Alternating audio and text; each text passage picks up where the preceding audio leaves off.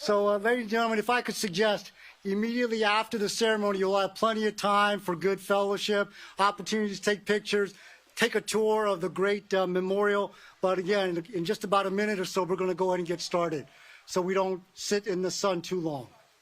Thank you.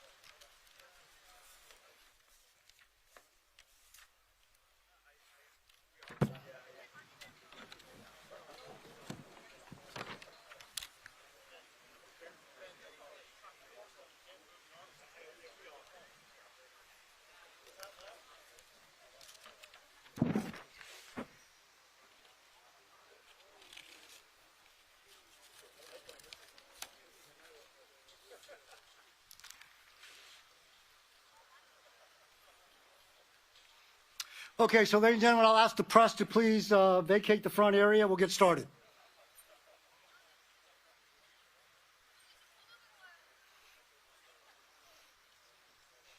Okay, good afternoon, ladies and gentlemen, and welcome to the Korean War Veterans Memorial. I am Steve Lee, the president of the Korean War Veterans Memorial Foundation, and we are very honored to have you join us here, both in person and livecast. Today, we have gathered to honor all Korean War veterans and their families from 22 United Nations member states who fought to defend the Republic of Korea. This year's ceremony is even more meaningful as we commemorate the 70th anniversary of the signing of the Korean Armistice Agreement on July 27, 1953. The Korean Armistice Agreement was intended to bring a complete cessation of hostilities to the Korean War. But because the peace treaty is not signed, over 28,500 Americans stand ready today with the Republic of Korea and 16 other United Nations command sending states to defend South Korea. At this time, we would like to recognize our veterans and families. Please direct your attention to the center of our seating area. In the Veterans Center section are the Korean War veterans and their families and Gold Star families. They are seated in the center for two main reasons. First, they are in the center so that we can properly recognize and honor them for being the center and the heart of this memorial and this ceremony. Second, they are at the center so that people can surround them as a show of deep love, respect, and appreciation for their contributions and sacrifices. So, ladies and gentlemen, I invite you to please stand, face the center, and give them a very warm welcome and a unified show of appreciation.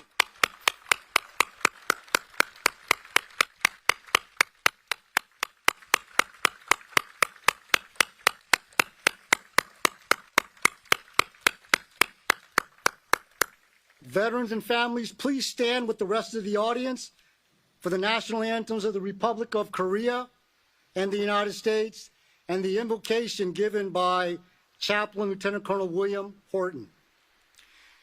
U.S. Air Force Honor Guard color teams, advance the colors.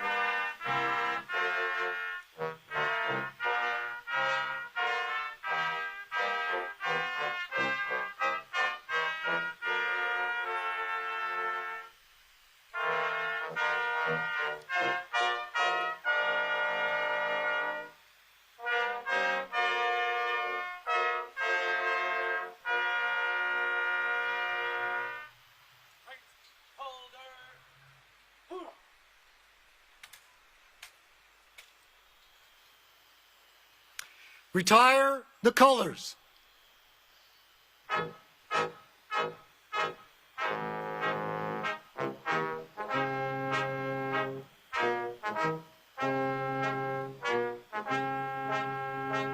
Chaplain.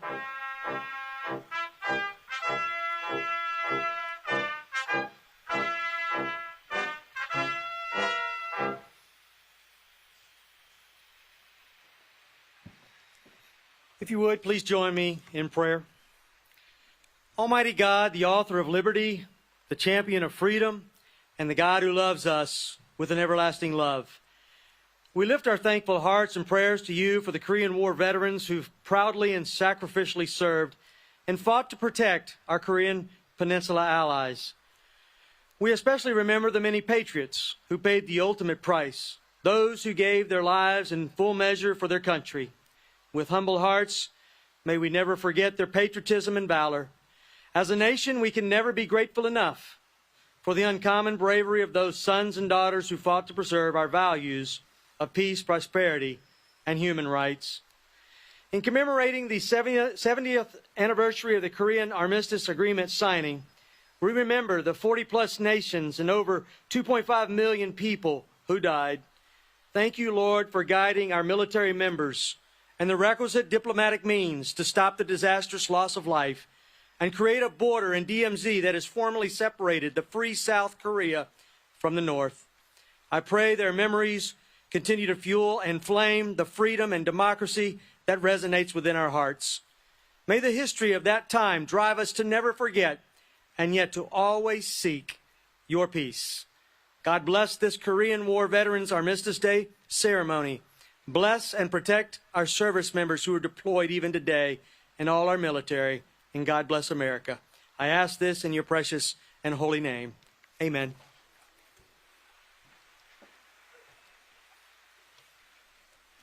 Everyone, please be seated. Ladies and gentlemen, please welcome our host, General John Tilelli, U.S. Army retired, the chairman of the Korean War Veterans Memorial Foundation, for his welcoming remarks. Sir.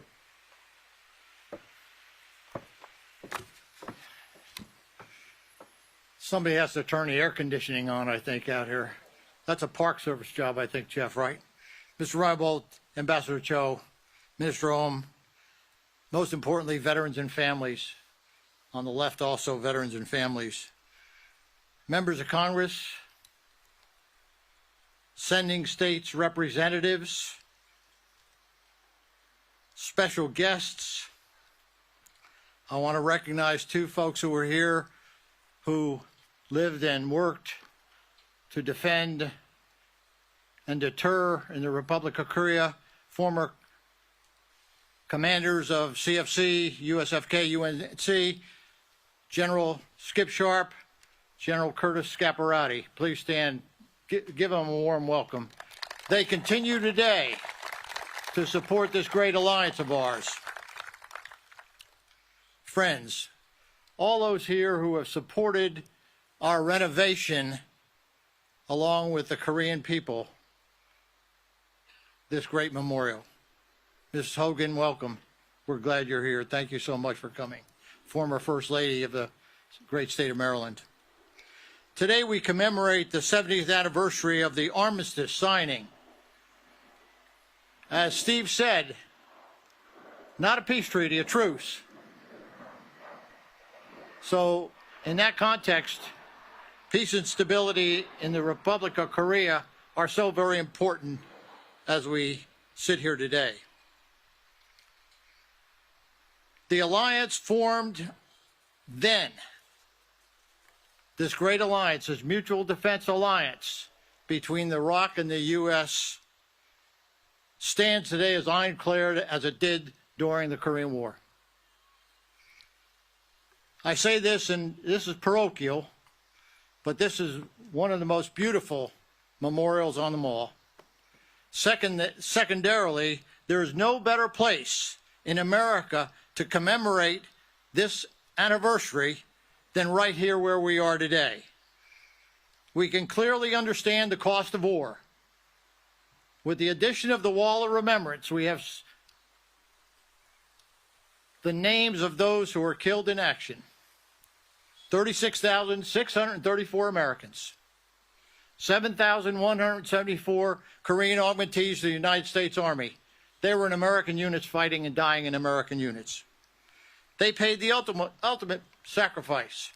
But at the same time, we have to visualize all the veterans, U.S., Korean, sending state veterans who fought for freedom in a place that they never had been or for people they did not know. We know that as the Republic of Korea seeks peace, the North Korea Kim regime continues their provocation and they remain an existential threat to the Republic of Korea and the peace in the region. So as we think about the outcome of war, and many Americans think of this war as a forgotten war, it's not a forgotten war. It ought to be a remembered victory.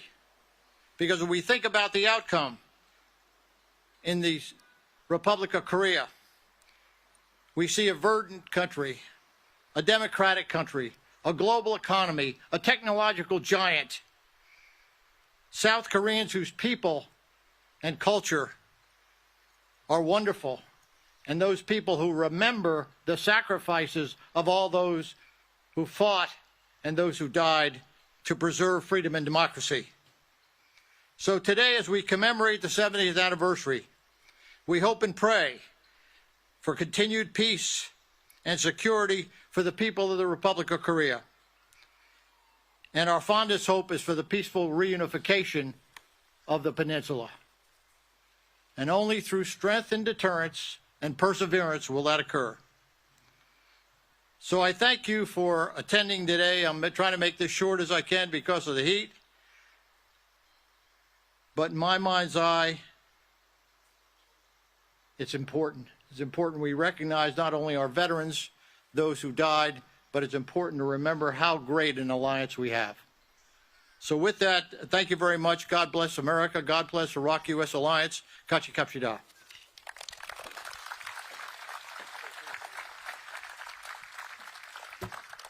Sir, thank you very much. So, ladies and gentlemen, our next speaker is the superintendent of the National Mall and Memorial Parks, and he's a great partner of the foundation. So please welcome Mr. Jeffrey Reinbold. Thank you.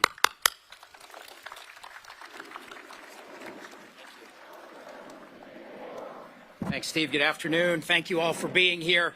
On behalf of the National Park Service, it is my pleasure to welcome you all to the Korean War Veterans Memorial. It's a privilege to be here today to mark the 70th anniversary of Armistice and the end of fighting. Extend a very special welcome to the ambassador, to our distinguished guests, all our visitors who've traveled near and far to be here today, and most of all, to the veterans of the Korean War and your families.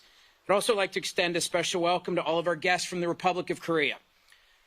We are grateful for your participation as we honor our collective armed forces that fought in the Korean War. I also want to thank the National Park Service staff and especially our volunteers who interpret and maintain this memorial and help educate the more than 4 million people who visit here each year. And of course, heartfelt appreciation to General Tilelli, to Director Steve Lee, and all the members of our great partner, the Korean War Veterans Memorial Foundation. Your tireless work, this memorial, and the veterans it represents is an inspiration to all of us. Today, we not only mark the anniversary of the armistice, but also a year since the dedication of the Wall of Remembrance, a project spearheaded by the Foundation. The addition of the Wall of Remembrance has been an incredibly meaningful addition to the memorial. The sheer number of names, a seemingly never-ending list, is a stark reminder of the human cost of the Korean War. The vast expanse of names engraved into the black granite provides a sense of the scale of loss, helps our visitors understand the magnitude of the sacrifice and the impact of war. Now, on this National Day of Remembrance, our Korean War veterans' families and families of the fallen have a focal point, which remember their sacrifice of the comrades and their loved ones.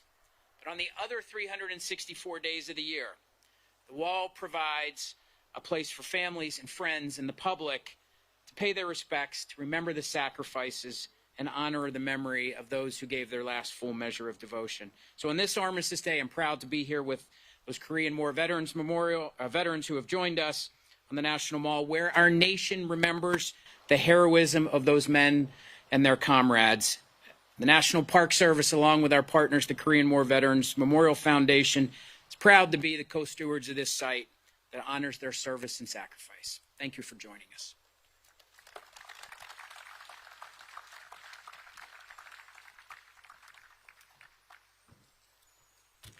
Okay, so, Mr. Reinbold, thank you. We really appreciate your and your staff's support for this ceremony. We originally were scheduled to have U.S. Senator John Ossoff attend, but he had something very urgent that took him away. It had to be pretty urgent because he really wanted to do this. We really appreciate his lead as co-chair of the recently relaunched Korea Senate caucus. So we really appreciate that his staff is here as well. So let's give him a round of applause for all his work for the Alliance and the American people. So, ladies and gentlemen, we are honored to have the Republic of Korea Ambassador to the United States with us today. He is a great supporter of the Memorial and Foundation. Let's welcome Ambassador Hyundong, sir, with a round of applause. Thank you.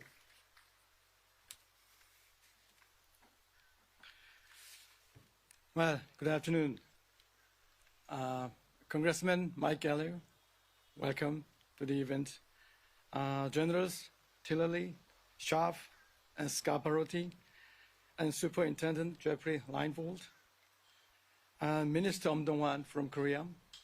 And also we have two members of Korean National Assembly, Mr. Kim Kyung-hyuk and Ms. Lee Yun-ju, and representatives from United Nations sending and participating state, and distinguished guests. 70 years ago today, the guns fell silent and troops stopped marching, bringing a temporary end to the devastating 3-year war on the Korean Peninsula. Families were torn apart, cities were reduced to rubble, millions of innocents lost their lives, and countless more were displaced. But in the darkest of times, the Korean people were determined to build a better future of freedom and democracy. And over the last 7 decades, we saw a remarkable transformation. Through painstaking work and unwavering spirit, Korea rose from the ashes of war and became a role model democracy, an economic powerhouse, and cultural hub for the world. So as we gather here at this sacred memorial and look back on the past 70 years, we remember hundreds of thousands of service members who fought to preserve our liberty. We also remember the 22 countries that contributed to the United Nations Command led by the United States. As we look to the next 70 years, we vow to do everything in our power to ensure the future generation can live in a more prosperous and free world. Ladies and gentlemen, 7 decades passed since the armistice, but North Korea's ambition to unify Korea under communism remained unchanged, and its nuclear and missile threat continued to grow. Even as I speak, Pyongyang is raising tensions by launching missiles and using brazen language, threatening the use of nuclear weapons. History has taught us that we must be strong enough to deter such aggression and defend ourselves when necessary. As President Yoon Suk-yeol said, peace is never as certain and reliable as when it's backed by force and deterrence. Reflecting this resolve, last week we held an inaugural meeting of the ROK-US Nuclear Consultative Group, a tangible step in implementing the historic Washington Declaration. The NCG represents an upgrade in our alliance from the 1953 Mutual Defense Treaty by significantly enhancing our combined deterrence and response posture against North Korea's nuclear threat. Our message is loud and clear. North Korea's intensifying nuclear and missile threat will only invite an overwhelming defense posture from the alliance. Yesterday, President Biden proclaimed today, July 27th, as National Korean War Veterans Armistice Day, a day to reflect on the strengths, sacrifice, and the sense of duty of our veterans. And in Korea today, President Yoon visited United Nations Memorial Cemetery and expressed our people's most profound and eternal gratitude to the heroes from the 22 countries who came to help during the darkest hour. At the UN cemetery in Busan lay 40 American soldiers who chose to remain in Korea for eternity after fighting valiantly during the Korean War. Engraved on the wall of remembrance behind me are the names of fallen heroes of Korean War, more than 36,000 American soldiers and 7,000 Korean Katyusha soldiers side by side. We must also remember the many who went missing in action during the war. We are working diligently so that they can be accounted for. Yesterday, the remains of 7 Korean soldiers who were killed during the war returned home to Korea. One of them was identified as a Katyusha soldier who died at the age of 19, fighting in the Battle of Lake Changjin. By answering the call of duty, these men and women ensured the survival of a young democracy 70 years ago, which later became America's most reliable and closest ally.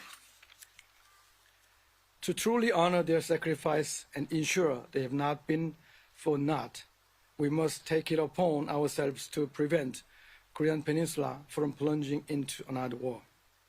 This is why ROK and U.S. combined forces reinforce our defense posture by training every day and night, staying ready to fight tonight.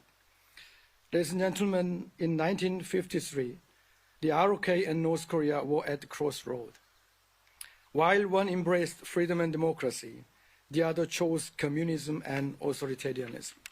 Today, after 70 years, the whole world can bear witness to the result.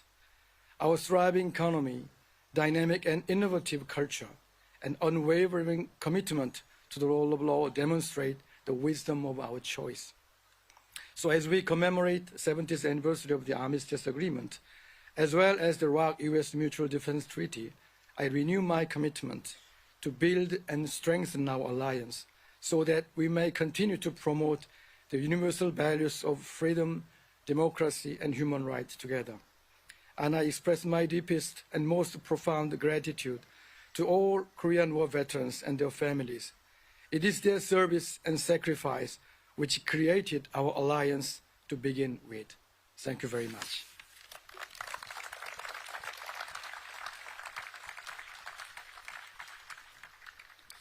Mr. Ambassador, we really appreciate the Korean Embassy's hard work for the alliance. Thank you, sir. Ladies and gentlemen, our next speaker is the Republic of Korea Minister of Defense Acquisition Program Administration, Minister Dong-hwan. We really appreciate the minister traveled all the way from Korea to represent the Korean government at the ceremony. The Korean government invited all UN sending states to Korea for a week of commemorative events in remembrance of the Korean Armistice Agreement. So we are very honored to link this ceremony with all the events going on in Korea, sir. So Mr. Minister, thank you. Welcome.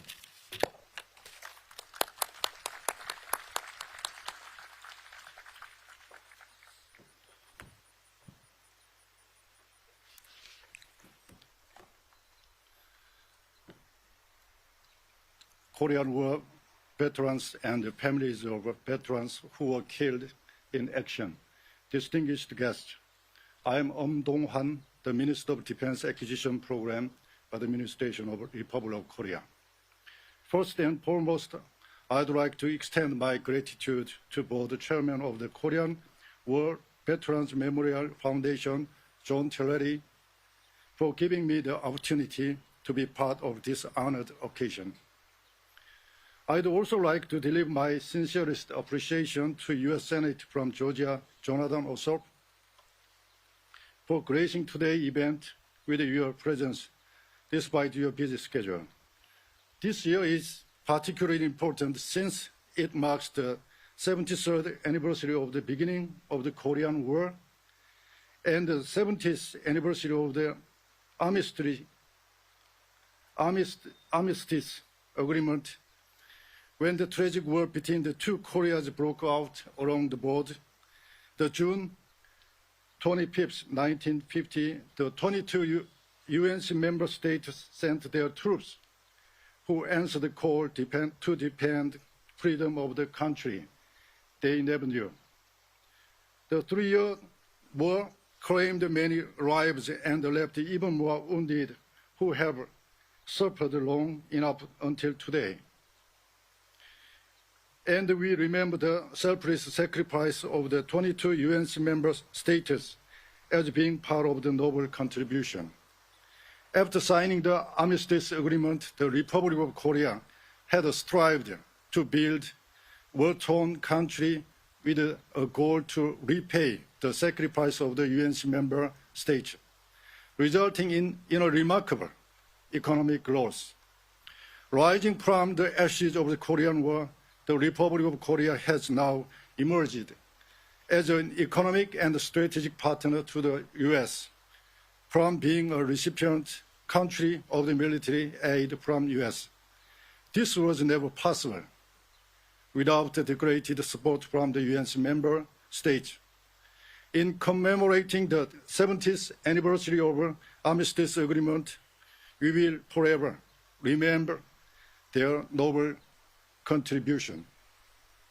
I would like to extend my heartfelt gratitude to the organizing agencies for hosting this event, as well as other distinguished guests for your presence today. In closing, my deepest appreciation and respect go to all the people who have made their sacrifice for the Republic of Korea. It becomes today. Thank you.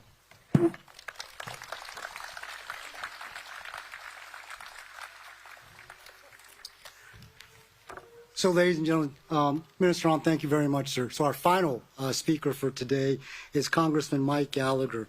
Chairman Gallagher is the chair of the House Committee on the Chinese Communist Party. So we all understand how important that position is. So we're very honored to have you speak for us today. Thank you. Let's welcome.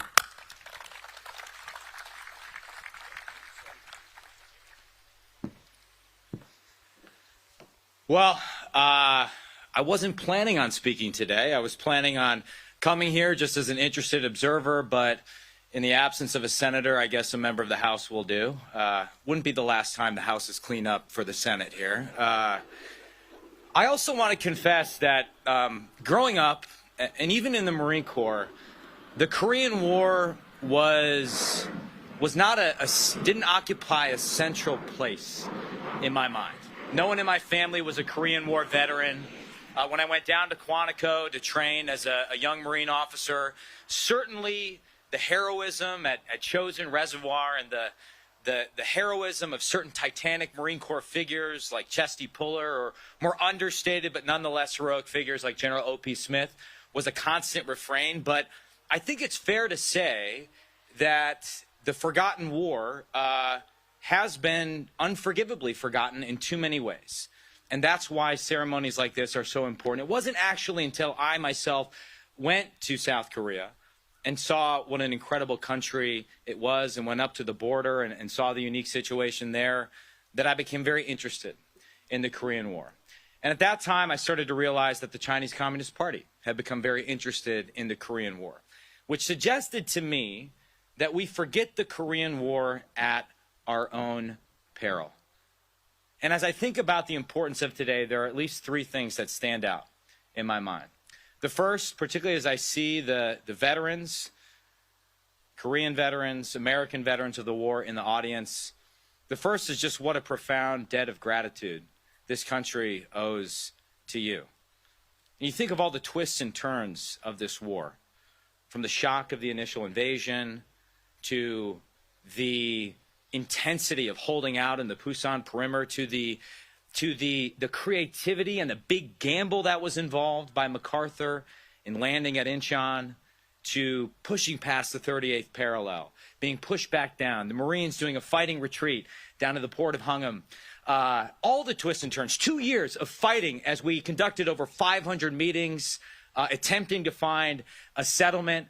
But for the Marines, for the soldiers who were playing King of the Hill, fighting very bloody battles for those 2 years, it was an intense, intense action. The individual tales of bravery and heroism rank up there with any of the other battles that are more known, that are more celebrated culturally and in cinema.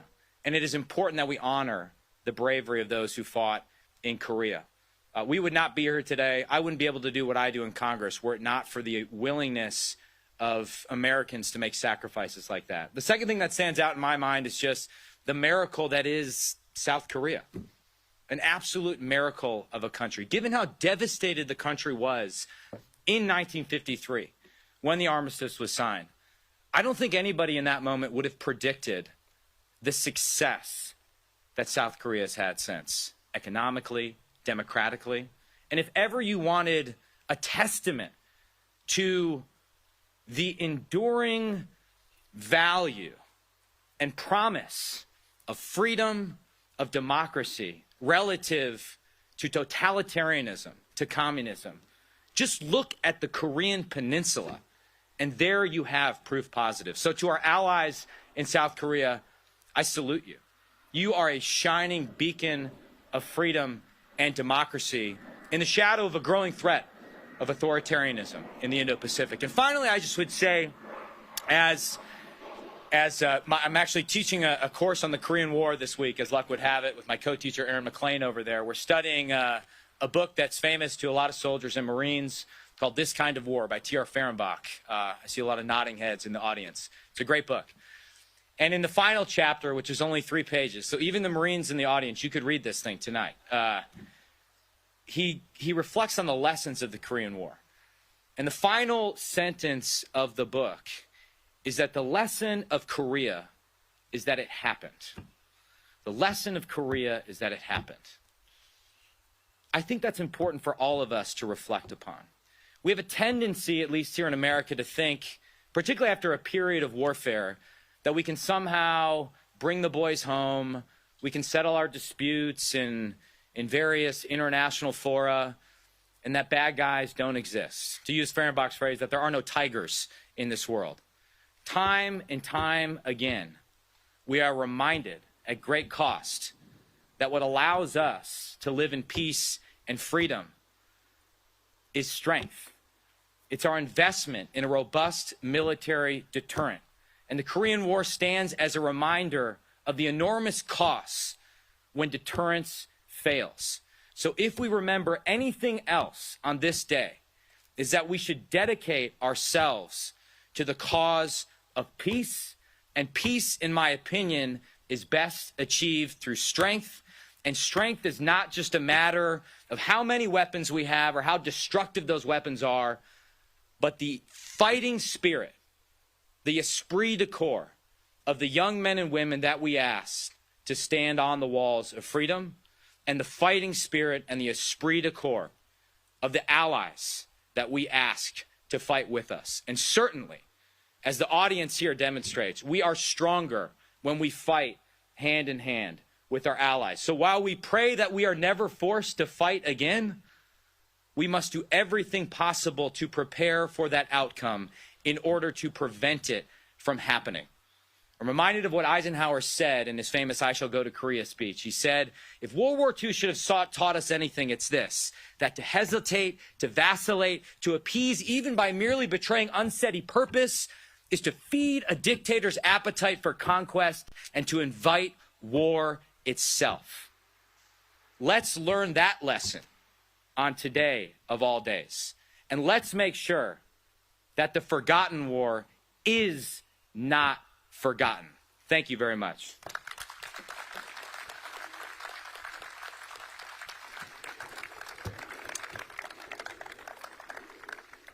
Thank you, Chairman. Really appreciate that. So in a great show of the great bond and unity for the alliance between the United States and the Republic of Korea, Congressman Gallagher, Minister Ohm, Ambassador Cho, and General Tilelli will step forward to present a wreath. So let me just give some quick administrative instructions. Ladies and gentlemen, right over here, please. Right over there. When I say present wreath, the 4 presenters will step 1 step to the wreath, and then we will observe a moment of silence in appreciation and honor of all fallen Korean War veterans from 22 United Nations member states. At the start of taps, everyone can salute or place their hands over their hearts. Present wreath. Please stand and join us in a moment of silence.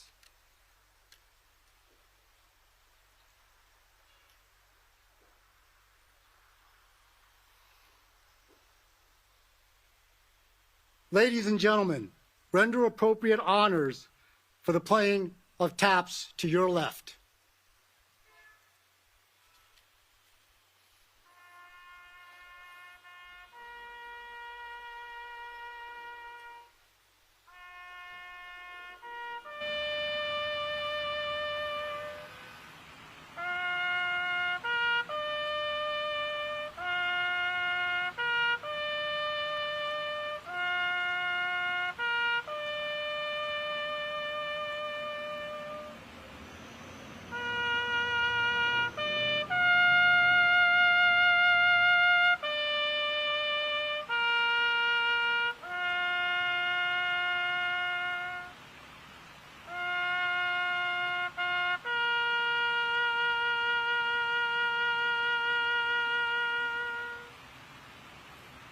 Please be seated.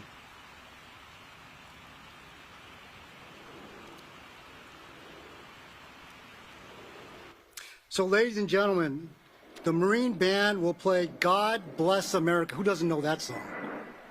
Please sing along as a tribute to the Korean War veterans and their families. Ladies and gentlemen, the Marine Band.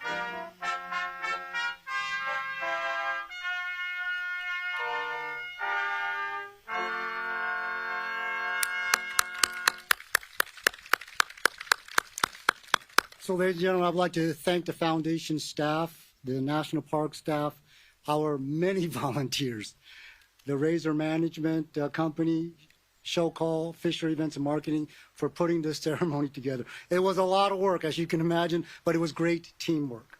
So let's give them a round of applause, please.